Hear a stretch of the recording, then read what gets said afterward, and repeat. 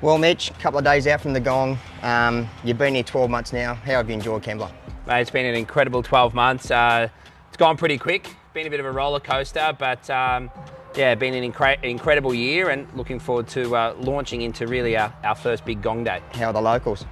Mate, they've embraced me. I don't know whether that says more about them than me, but yeah, it's been incredible to become a part of the community here. There's a great training community and racing community throughout the Illawarra. So yeah, I'm not far off being one of them. Well, you're a Gong ambassador. How's that been? Yeah, I don't know. They must be short on numbers this year. I was down there doing a bit of photo shoot with Jess Hull, an Olympian, and me. So I thought that was probably a peak career moment. But yeah, great to be a part of something and support it. The club have done a phenomenal job here to get behind it, and it's become such a big day in such a short amount of time. So hopefully I'm still a Gong ambassador next year. Well, you're nearly a local, so what about your local eateries? Have you mapped them all out? Mate, I look at that programming more than the race diary. So I've gone through a few pretty quick. There's a few on the barred list, and there's a few that have got the big tick. So I'll look forward to show you around. Okay, let's go and show me. Mate, I'd love to.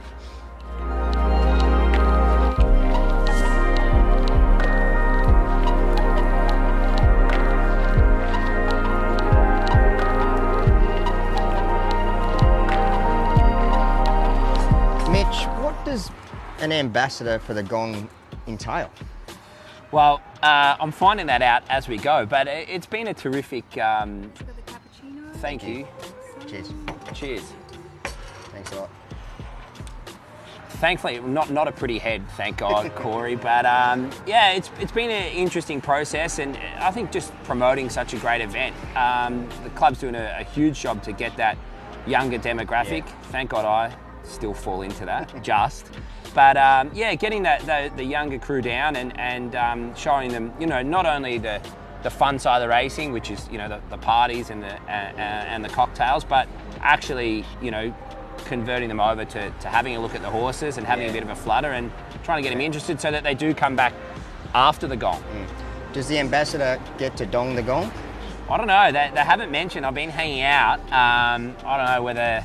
They reckon there's a running race in a couple of days between a few trainers, and it's a race to the Gong. So the winner gets the Gong. Yeah, I'm about 4s out to 14s, but yeah, interesting who gets the privilege. Yes, I think it was Volkanovski gave it a bash next year. Might be in a bit of trouble from that. Now, you consider yourself a local, but how do you know when you are a local? Yeah, well, I haven't been rejected for many licensed premises yet. I think that's a big part of being a local, but yeah, I think I've been quite lucky to be embraced by everyone. You know, it's a sort of a tight-knit training group, and a lot of them have been here for a long time. So I was a bit nervous with the new kids sort of rolling into town, but you know, you've got blokes like, you know, Kerry Parker and Brett Lazzarini and the Prices and, you know, Ross McConville, and they just from day one, mate, they took me under their wing, and they couldn't have done enough for me. So you don't mind when you're getting beat by blokes like that. But as far as the local, as in a trainer, from day one, mate, they've never made me feel out of place. So they tell me that you're on board with the Hawks down here, the NBL. Never been to a game of basketball in my life. Wouldn't know what 3 points and 2 points were, and they asked me to go down to the basketball. I said, no, you know, not for me. Then they mentioned there was $3.50 schooners for 2 hours before the game. I said, hang on a minute. So that's what got you there. I got down, that got me interested, and I woke up the next morning, I thought, geez, I don't know whether I had fun there or whether I'd had too many beers, and went back the next week, drove sober as a judge, and loved it. So yeah, became a member, and it's so cool, like the town really gets behind them. Like they pack out that arena every home game, and yeah, travelled up to see him play the Kings a few times in Sydney. So, you know, listen, I'm not kicking back on KO watching it in America just yet, but my passion for basketball has grown. Yeah. And they tell me you're a golfer as well. Yeah, don't mind having a hit across the road at Wollongong. Plenty of water, plenty of sand. Doesn't fare too well for me, but isn't it amazing? That white ball is always attracted to sand and water. Mate, I wouldn't go for a walk down the street. I'll do 8 laps trying to find the closest park. But if I hit one in the rough, mate, I'll do 3Ks trying to find it. But unreal, yeah. Got some great courses down here on the water and getting back closer to Sydney. So I'm getting better, slowly but surely. But yeah, love going for a bash. And what about this gold mine that you found here? Absolute hidden gem, this. Yeah, you wouldn't find this walking past, but again, as I've breached into that local type area, good mate Ryan Robertson, who books all our riders, he took me here one day, and yeah, it's a little slice of paradise. Good to finish track work and get here and forget about everything that went wrong that morning.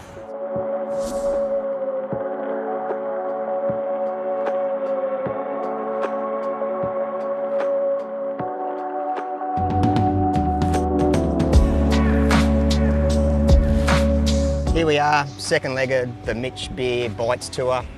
Where are we at and why are we here? Mate, we're down on the foreshore here at Lavendi, and we are a million miles away from the stables, but only down the road, thank God.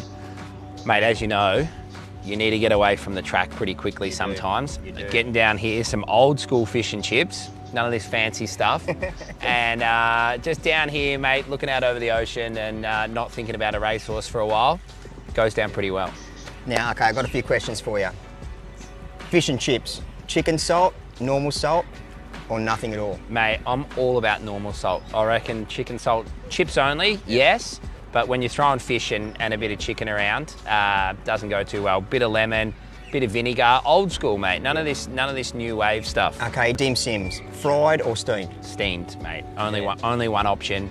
Well, actually, yeah, I'm a bit of a dim sim connoisseur. There's, I've got a couple of English and Irish kids that work for me, and I got them onto the dim sims, and one of them actually asked me the other day, what's in it? I said, oh mate, you don't worry about that. You just go for it. Okay. What's the best, ingredients on a hamburger? Again, mate, I reckon wind the clock back. I mean, anyone who can't cop pineapple and beetroot, there's something wrong with them. You get all these new wave hipster burgers, with all this sort of stuff, but bit of egg, bit of bacon, beetroot, pineapple. So you're a works burger, man. Mate, 100%. You don't want to muck around and just get, a little cheese patty and that's it. Okay. Tomato sauce in the fridge or out? In the fridge. In the fridge. I'm a little bit the same. Mate, these are riveting questions. I'll tell you, you can get a job on Who Wants to Be a Millionaire. Okay. Sushi train. Best dish on the sushi train?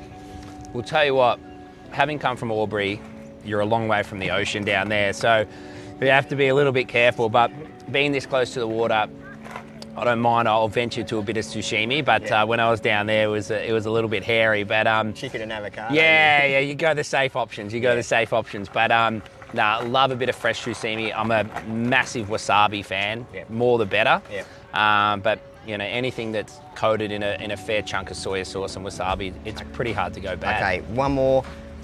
Pineapple on a pizza. No dramas. I don't know if you can put anything on a pizza that'd turn me off. I don't know about seafood on a pizza. Yeah, I'm just not a hot pineapple man. I love pineapple when it's cold, but I can't stand it when it's on a pizza when it's hot. So I'll tell you what, the old air fryer has changed my eating habits. Yeah, well, not eating habits, but eating frequency. But the old leftover pizza, if you're not chucking it in the air fryer the next day, you're doing yourself a disjustice. Crisps it right up, mate. It's like going back in time. We've got a jockey in Melbourne, Mark Zara. When he celebrates, he drinks Dom. When he loses, he drinks Dom. What's a winning day look like for you, food-wise, and what's a losing day look like? Oh, mate, when you're a racehorse trainer, whether you win or lose, you still got no money. So you like to keep the consistency going. But mate, I could tell you the closest KFC to every single racetrack in New South Wales, and the Gong's got a good couple. Newcastle's got a ripping one, real modern age KFC, but mate, just the tried and tired KFC straight out of the races, win, lose or draw, there's nothing better. No, there's nothing better. Even I know that, a 3-piece feed with a breast piece, boom. So it's the only disappointing thing about KFC is they just don't make the drive-throughs wide enough for a 3-horse float, so I've always got to get one of the staff to run in while I'm cutting laps at KFC. But if you're listening out there, KFC, just just a couple extra foot wide on the drive-throughs and be home free. Throw us a bone. Mate, it'll pay for it in the long run, I'm sure of it. Another question. Do you have, like I do, in the door of the car, Tabasco sauce, white pepper and salt? I haven't got Tabasco sauce, white pepper and salt, but I do have a little sriracha in the glove box, because that is one way to elevate your KFC to black type. Bit of sriracha on the crispy chicken, mate, and you'll never ever go back.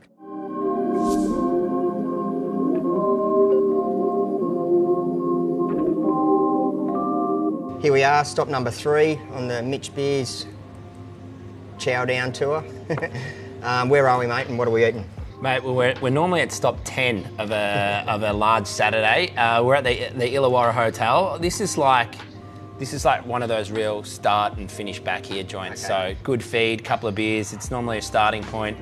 Do a lap of the Gong, and you always find your way back here. It's like home. But yeah, ripping little venue and a great feed. Mate, I know you're big on social media. How important is it to you, like for your stable and stuff? Yeah, I think as it's progressed, you know, it just started out as nothing, just me being an idiot, and it still really is much the same. But I think it's a great platform for people to get to know me as a person and know what the stable's like. And it's a great tool for my brain as well. I mean, I'm not one to take myself too seriously, and I find it great that when you are having a bad day, I mean, it's easy to tweet about winners and strike rates and things like that, but sometimes you don't want to talk about those because they're not going very well. But, you know, to have a bad week or a bad day at the races or a moral beat, and you sort of put it on Twitter and then people get around it and they're like, oh, what about me? I backed this and it was a disaster. And sharing the hard times with people in racing is really important, both personally and publicly.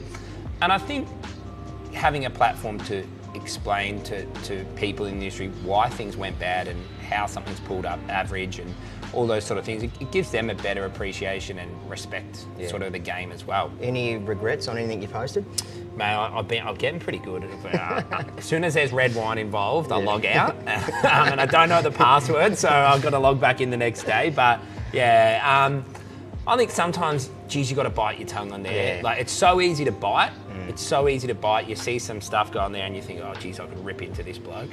But yeah, I think pull back, trying to stay out of the political stuff and just using it and enjoying it for what it is. You know, like anything, it has its good and bad points. Like, you see the more uneducated types and they're potting jockeys and potting trainers. And tell me about it, mate. You know, the door's always open at 3:30 to come down and share your views, but they're never there. No, they're never there. Tell me, how important or how good has it been for the younger crowd coming through? Well, we know there's a lot of social media. Young kids are, you know, never got their head out of the computer or the phone. So has it been good for the younger crowd coming through? I think so. Look, I've got, like, one of my staff members followed me on Twitter in Ireland, and I wouldn't say he come to Australia to work for me, but he came out here and he rang me up and he's like, oh, you already knew this horse, and he's like, already knew where we trained, and all these sort of things. And I think racing used to be this secret community that operated in the dark of the morning, and they were like little hobbits getting around, and by the time by the time everyone got up, it was all over. And you'd hear a whisper of a tip or what worked good. And you know, in this day and age, we don't want that. We want everyone knowing what's going on and the transparency and being involved in it. So to be able to showcase track work and horses and your stable without having to have those people come down at all sorts of hours in the morning, it's fantastic to be able to showcase that. What about sledges? What's the best sledge you've ever had? Wasn't long ago, actually. He took the mantle, this bloke.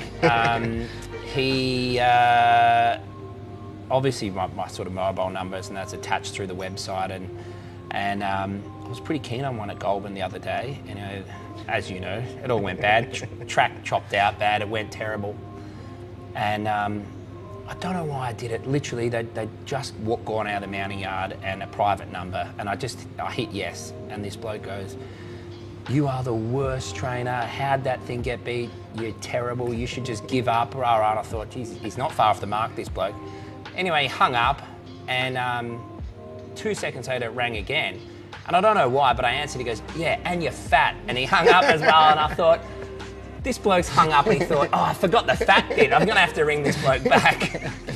And it gave me a good laugh all the way home. But, you know, it's important to laugh these things off, because I tell you what, I don't know how some jockeys do it, and they cop it more than anyone. You've got to have a thick skin. When you've had a bad day at the races and your phone's in the glove box of the car and you go out and you turn it on and you've got 2 trainers that have probably given you a worse spray than the blokes off Twitter, and then you just must not want to open social media for a couple of days. Yeah, mate, it is. I've been there. It's hard work and like you said, to not bite back.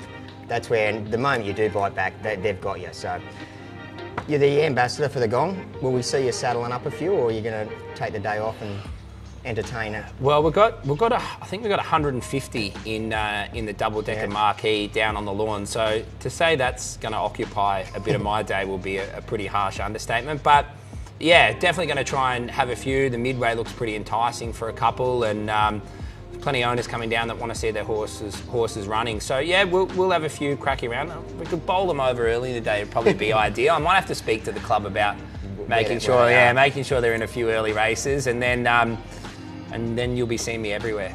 Will we see you back here after the last? I reckon odds on. I reckon that probably the safest bet of the carnival is and Gong Day is me being here between the hours of about 11 and 12. Thanks for the tour, mate. Mate, appreciate it. Thanks, have you in the Gong anytime. Thank you, mate.